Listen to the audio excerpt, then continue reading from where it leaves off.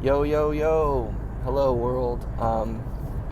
I'm kind of feeling pretty casual, but I don't want to feel too casual about sharing some really important, special things, sacred things. Don't want to be cavalier about it. But this is at the request of my good friend, Eric Loves Christ, on YouTube. He's awesome. And I have not been active on this YouTube channel for a long time now. Mostly because I have a girlfriend, and school is very busy, and life is busy. And I've been on Marco Polo with some other friends, which is a video chatting app. But thoughts about General Conference, thoughts about President Oaks, President of the Church, President Oaks, and my testimony of him. That's what I've been asked to share, and I am very happy to do so. So, I'll start by saying I know that President Oaks is the prophet. Not just because we say he is, not just because he's been sustained, or not sustained yet, but set apart and ordained as prophet, selected, and all of that, however that process works. But I know he's a prophet of God.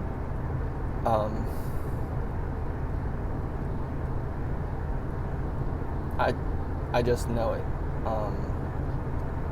I know, I knew. It took me a while. See, when I first joined the church, President Nelson was the first prophet that I joined the church in 2021, so he was the first president of the church I was ever observing. And it took me a while before I got a testimony that he was the prophet. But I have a testimony that President Oaks is the prophet. I've seen it.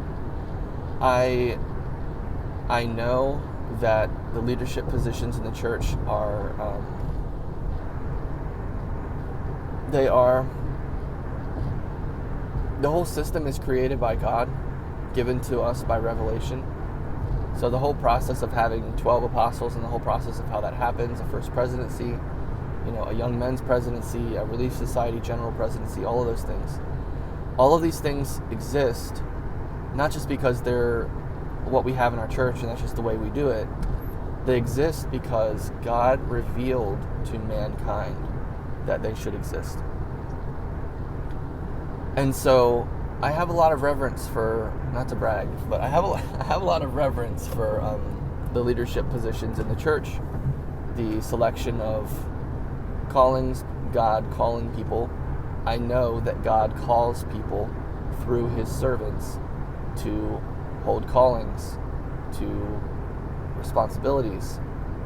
And I know that President Oaks has been called by God to be the prophet. It's not just, and you can cut it down and you can say, oh, well, he's just the prophet because he was the most senior apostle, so there you go, that's why. Well, that's not true. Because he's not the prophet just because he's the senior apostle. Yes, he's the senior apostle, but that's not why. That's not the only reason why he's the prophet. It doesn't work that way, okay? It doesn't work just like on, technicality, now that's the case. It's more than that. It's a lot more than that. This is God's process, and not to mention, God has also been preparing him. God knew this day would come, and he knew what it would look like before it came. So this is no surprise to God. In other words, what I'm trying to say is, I know that President Oaks has been prepared for this moment, and I know that it's right, and I know that it's proper for him to be the prophet. And I know that he is the one that God has chosen. He is God's humble servant to be the prophet. And I have seen the prophetic mantle on him in the video, the interview, or the introduction video of the new first presidency. I can see the mantle on him. I have a strong testimony of being able to see that mantle on certain people, for whatever it is, whether it's branch president, whether it's first counselor, second counselor, whether it's, et cetera, et cetera. I've seen that, and I can recognize it. I can see enough to know that it's true, if that makes sense. And So yeah, I can tell you also that, so I actually got to go to the Washington, D.C. temple rededication. This is a pretty cool story, by the way. I'm excited. I'm excited to share this with you. So the temple was under reconstruction when I joined the church, the DC temple, my temple. And eventually it was rededicated. It was finally, they did an open house on it, and I got to go to the open house and show my friends and family, which was awesome. Some of them, got to show some of them, not all of them for sure, some of them. And it was awesome. And then afterwards, I was extremely blessed to be given tickets to the rededication by my branch president, that I could bring 2 people with me. And I chose to bring my 2 adopted grandparents, who I love so much, who are members in the church, to go with me. And a lot of people got to go to the rededication, but there were different types of tickets. There were regular tickets, and then there were like these special tickets. Well, we got the special tickets. And we didn't know who was going to do the rededicating. We had just heard that the prophet was going to be there, so we kind of I assumed that the prophet was going to rededicate the temple. I was right. We got to be on the main floor, the top assembly room floor of the temple, the DC temple. Huge assembly room. Just like in the presence of angels and God's witnesses, of course. But this was just such an amazing thing. And I think I knew ahead of time that it wasn't going to be the prophet. I can't remember if I knew ahead of time that it wasn't going to be the prophet dedicating it, because I found out along the way that there were 3 separate sessions of rededication. In other words, because people wanted to be there for it, and instead of just having one rededication session where only a certain amount of people could come, they did 3. So we were like the second session, I believe, and there was still one coming after us. Anyway, long story short, we didn't get to see the prophet at the time, President Russell M. Nelson, dedicate the temple. And here's the cool part. We got to see President Dallin H. Oaks rededicate the temple. And when we were in that assembly room, there were a lot of seats open, especially towards the front. Just a lot of seats in general. We got there and there was so much room. There was plenty of room. It was one of those things where it was like, you know how sometimes you get to, like, let's say you're going to a really popular movie or something like that. You get there and you're like, man, there's nowhere to sit. You got to like find a seat. You know, you're like, this is such a hot event. We got to find a seat. What was such a hot event, and we were so lucky to be there, and we were there. But it wasn't hard to find a seat. There were literally seats everywhere. It was literally like you could sit anywhere. And us as a group, I guess, by the lead of my adopted mom, adopted grandmother, she said, oh no, we can't sit up front. Let's sit back here. And just as she started saying that, one of the temple attendants grabbed us and said, no, come up here, and led us towards the front. And we sat very close to the front, like maybe 4, 5, 6 rows from the front row. And when everyone was settled and everyone was sitting down, awaiting President Oaks to arrive, and I think there was a little bit of confusion because I didn't know who was coming. It was still like the moment hadn't happened yet, so I was like, well, who knows who it's going to be? I don't know who it's going to be. It could be anybody, who's going to come in. The doors open, and President Oaks came out. Well, let me explain this, okay? He came out wearing all white because he was in the temple. Now, we weren't. The general population wasn't. But he comes out wearing all white. And when he came through those doors, let me explain something to you. This light, this is an indescribable moment. It was like the doors opened, this light shot through the doors, and this power, this overwhelming power just hit everybody.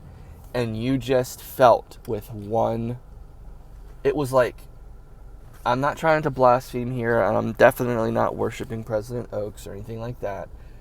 but just for the sake of explanation, it was like God was walking into the room, because everybody stood immediately. It was like you couldn't, I've never felt the Spirit that strong. It was like you can't fight it. If you fought it, it would be the most tragic thing of your life. You stood up. It's just, I'm trying to illustrate this moment. It was an overwhelming, powerful moment. The doors opened. He walked out, and there were several people in white walking towards us, and we didn't know who it was at first. It took me a minute. I didn't know who it was. I thought it was the prophet, and it was the future prophet.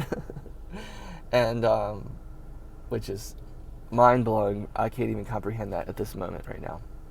But like I said, we just see these white men walk out wearing all white, and this light hits us, and everybody, just the overwhelming urge. I've never seen it before in my life. It was like, because I kind of hesitated a little bit. I was kind of like, if nobody else reacted this way, I would have kind of been like, oh, I wonder who that is, and then stood up, right? But it wasn't like that. It was like, oh no, you stand up now. You stand up now. And so, and we all stood up, and everyone stood up, and it was like you couldn't, like I said, you couldn't resist it. You couldn't resist it. It was so powerful. It was so powerful. We all stood up, and he walked in, and here's the kicker. You ready for this? You ready for this kicker? I may have shared this in the past at some point in the past, but anyway, this is just so apropos, and this is the reason. This is one of the reasons why I'm telling this story.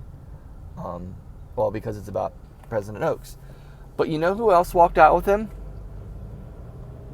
Guess who else walked out with him?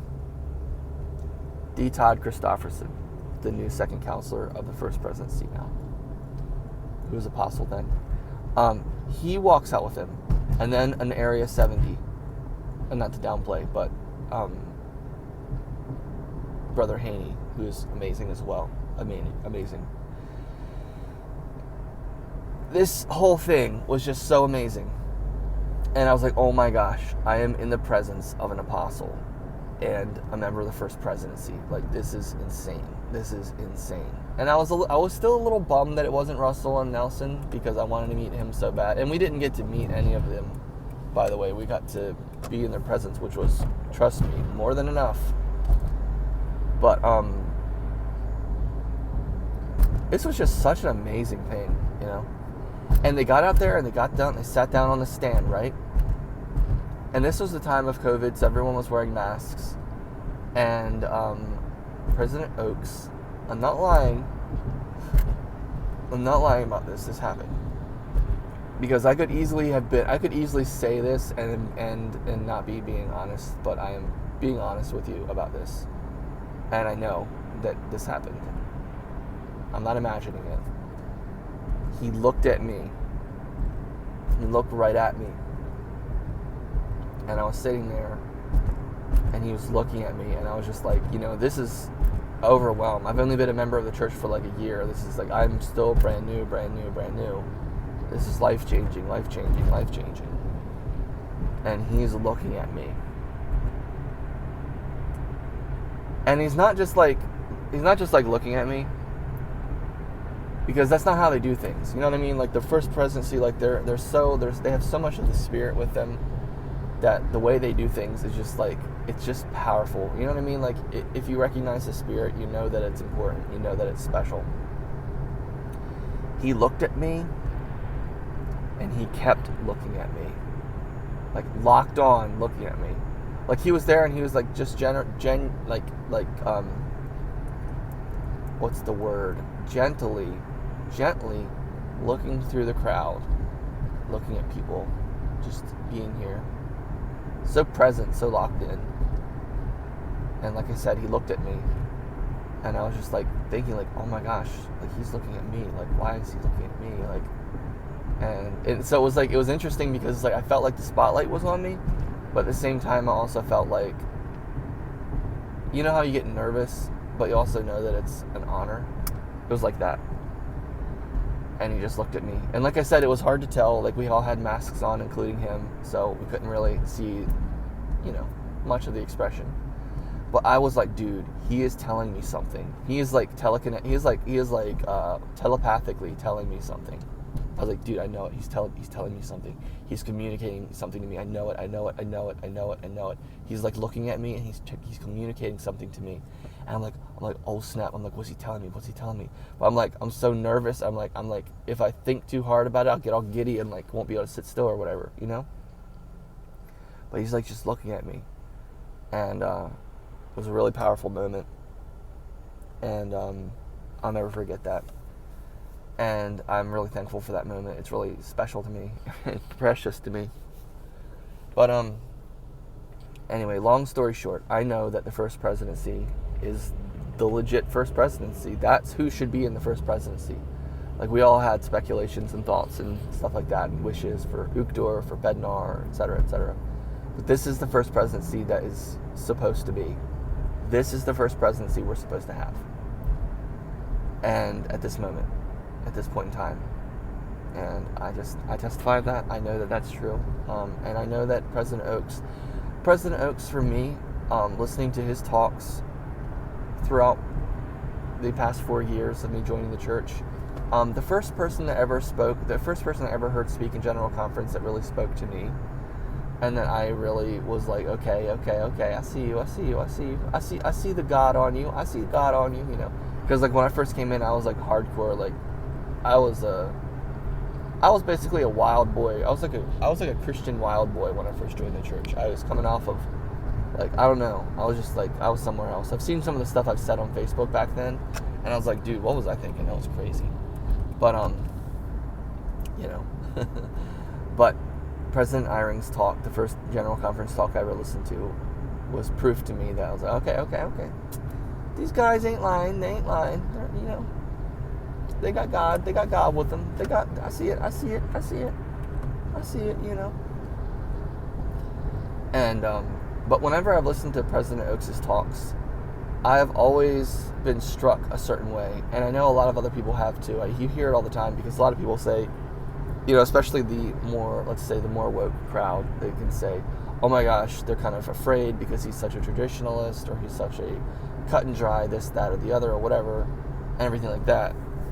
And I know that people like Julie Hanks and people who like left the church, or like people who leave the church, they definitely don't like him.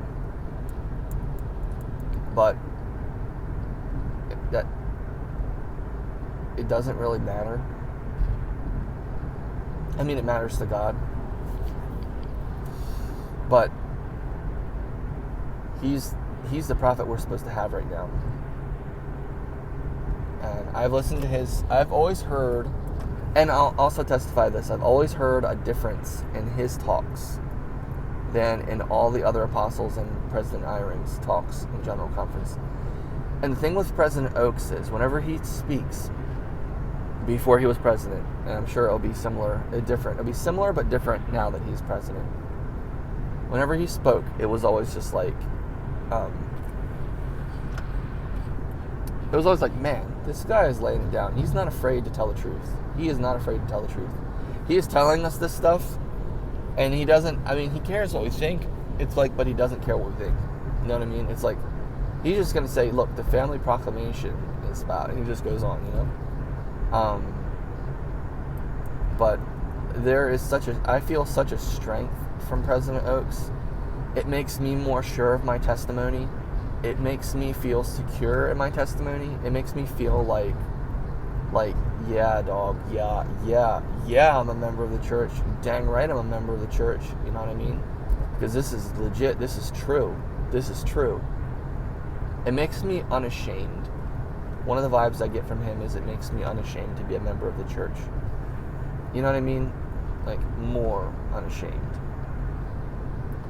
Such a strength. Quiet, calm, solid strength. Loving strength. And a lot of people mistake it. And to me, he emulates the love of our Heavenly Father a lot. And Russell M. Nelson did too, during his time. He did. But I just specifically feel that. I feel like such a strength from him. Such a strength. So anyway, that's my testimony of President Oaks and the new first presidency, and the fact that I know that he is the prophet. and I am so glad that he is. That's my testimony there. Thoughts and testimony. And I do share this with you in the name of Jesus Christ. Amen.